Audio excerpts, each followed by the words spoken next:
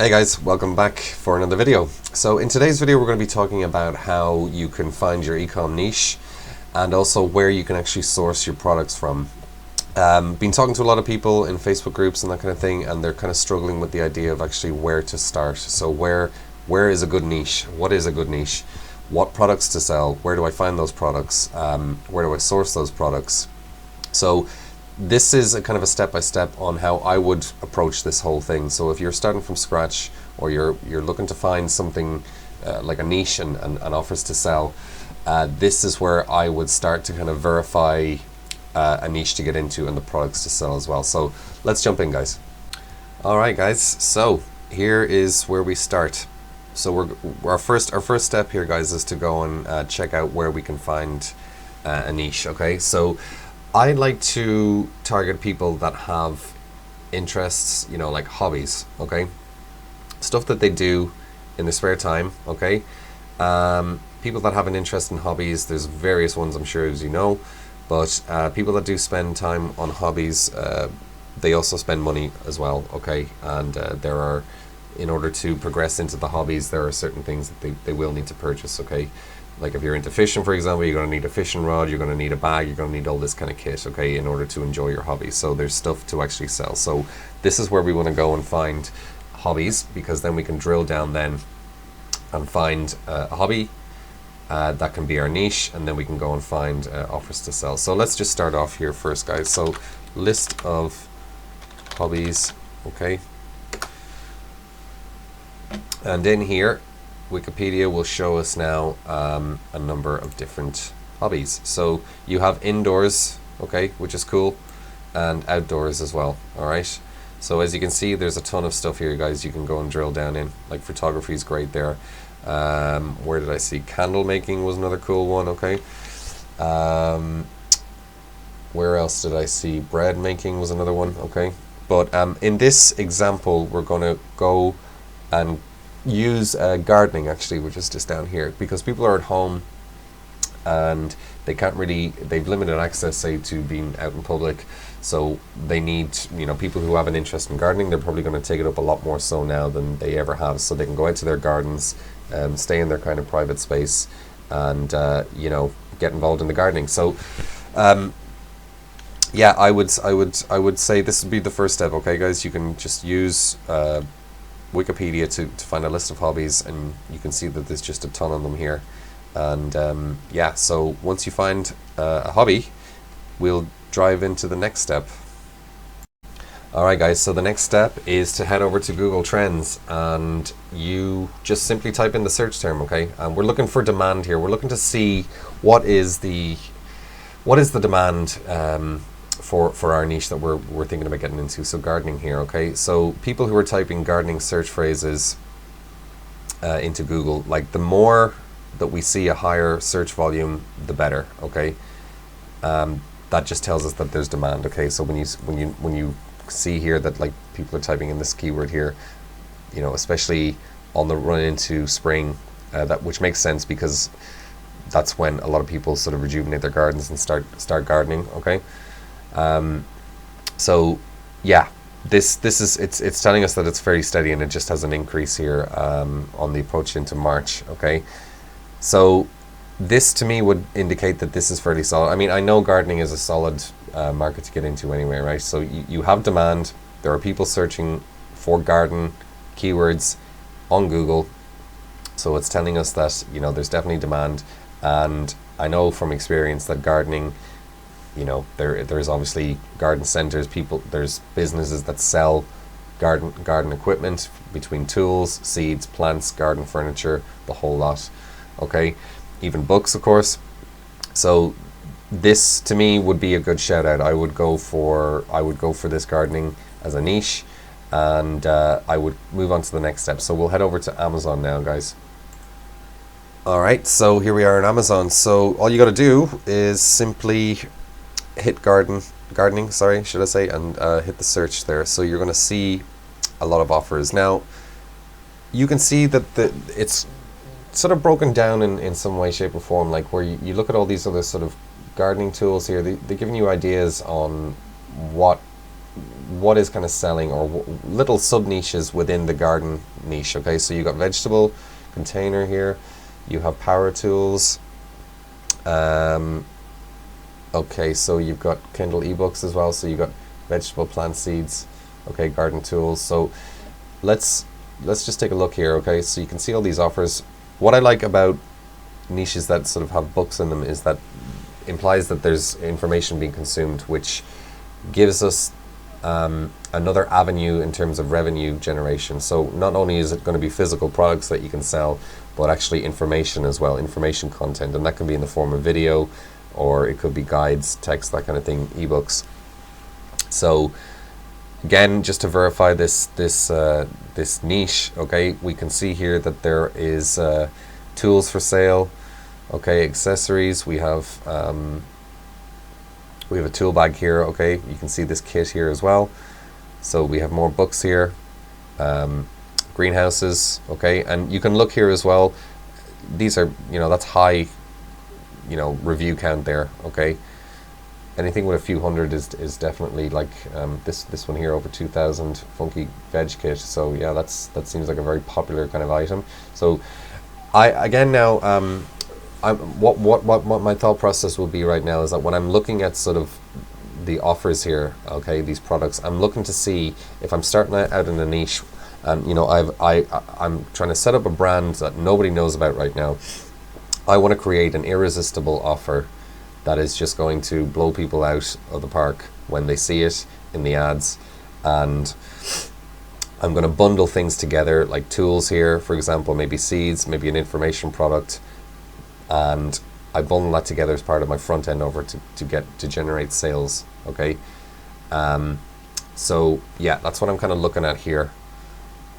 And Amazon does tell us, like I said, all the reviews here, it'll tell us that these things are very popular, okay. So there's definitely demand, okay, and you can dig further into it, guys. So but once I know that there's demand and it seems popular and there's a lot of items to sell on Amazon, okay, I would move into a new step. We would head over to actually AliExpress and see if we can actually find products that we can drop ship. So let's head over there now. Alright, so we are in AliExpress and we just typed in gardening here, guys. So I'm going to sort this by orders because I want to know what's selling, what's popular, okay. And again, I'm looking, now that I'm verifying this niche more, I know that there's demand, from the Google Trends that we checked out, and we also looked at Amazon as well. There's a lot of products to sell. We see that there's a lot of reviews on some of them as well, so there's definitely demand for this kind of stuff, okay. So I want to go over here to AliExpress to see if I can actually, drop ship this kind of stuff, okay. But what I'm trying to look at for here is that because my brand is unknown, as I was mentioning, and I want to create an irresistible offer that's going to really entice people into purchasing. So I'm going to bundle products together, and from there I will bundle products, have an irresistible offer at, say, maybe a discount or something like that, okay. Just anything to kind of entice people into purchase, so we can get them on a buyer's list, and yeah, we go from there. So what I see here is just a bunch of different things here that we could maybe bundle together. We could, these wall bags here, nursery pots, anything. Maybe my initial thoughts here is that we're going to target like people who are looking to get into gardening, for example, and we want maybe a starter kit. So we're going to have a few different products that we're going to bundle into a starter kit. So you could have, these trays here, for example, these nursery pots, as I was mentioning, these bags as well, seeds, okay. What else can we find here? Containers, okay, so even planting seeds, this little kind of tool here, that's kind of neat. What else do we have? These spray bottles, so when you're actually planting seeds, these bottles are great for actually watering the seeds, okay, as a spray. So you have pots here as well, container grow kit, that's for vegetable, okay. So yeah, there's a few things that we could bundle here together, okay. And you can see here that you know, this we're looking at demand here as well for these products as well. So you can see that, you know, there's hundreds of these being sold already. Okay, but the more popular ones, of course, are at the top. So again, I would come up with an offer. I would bundle some of these things together to create an irresistible offer. But I would also, where possible, because we looked at gardening and we know that there was books being sold, we want to sort of maybe, to stack the value of our offer, we want to maybe add some information. Okay, so what we're going to do is we're going to head over to Google a second. So one moment. Now Google, here we go. So information products. Now if your niche is something that you have knowledge in, okay, like say a hobby, for example, you might be able to write up this content yourself, which is no harm. But if you don't, or if you can't be arsed at the same time, you can also just buy PLR content. So PLR content is private label right content. So what you do is you can just buy the content and then redistribute it as your own sort of brand, or you know, change it around, whatever. So I just clicked on this here. So this website here opened up, and this is we're looking for gardening PLR content, right? So if we were to buy something like, okay, so you have, for example, okay, we just want to find something here. Okay, 10 unrestricted indoor gardening tips. Okay, so if our package was like indoor kit, so I'm actually looking for something, maybe something like this, 25 gardening PLR articles. So we could package this as an ebook and stack the value on our offer with something like this. Okay, and if we purchase this for just $4, you know, we could use that in our offer. Maybe if you want to buy even something else, okay, even landscaping as well could be an idea too. Okay, you could bundle that together as well. Now, like I said, you can, if you're into the niche and you have a very good understanding of it, you could actually write up this stuff as well yourself. So this is where you find PLR content that you can use in your offer. All right, guys, that concludes the video.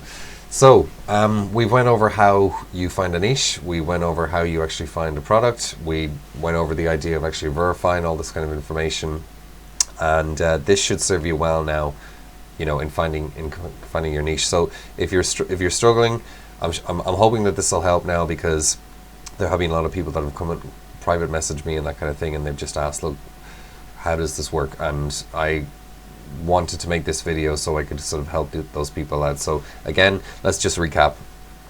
We go to Wikipedia, we're looking for hobbies, because people with hobbies have you know, they spend time at the hobbies, but they also have to spend money to pursue the hobby. Okay, so after that, then we go to trends, Google Trends, and we type in the hobby and we see what sort of graph it's showing here. Okay, and you know, we come to a conclusion as to whether the niche is actually going to be something that we should pursue. So our example was in gardening here, so you could see that it was a steady kind of curve the whole way through.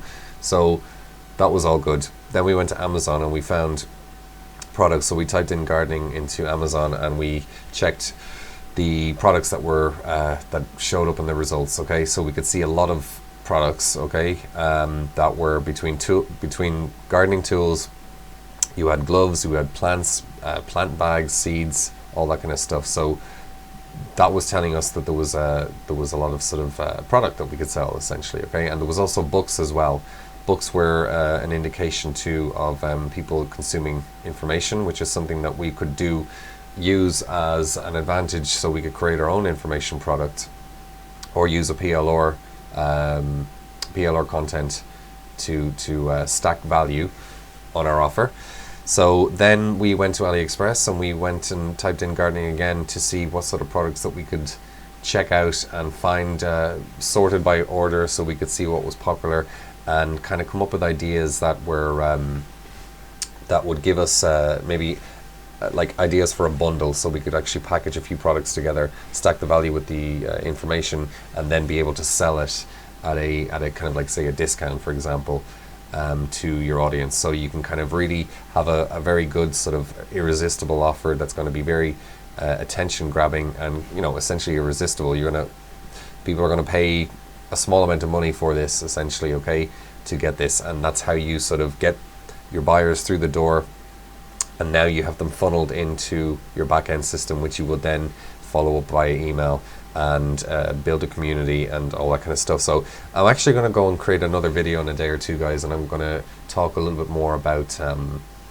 that whole process, about, you know, setting up an offer, an irresistible offer, and then kind of building out your business with other key elements involved. Okay, so that's it. Hope you got I hope you got value out of this. I know it was very quick, but it was just to give you an idea about what you can do. Use your head, think about demand, where to go to, and yeah, that's it. So I'll catch you guys in the next video. Take care.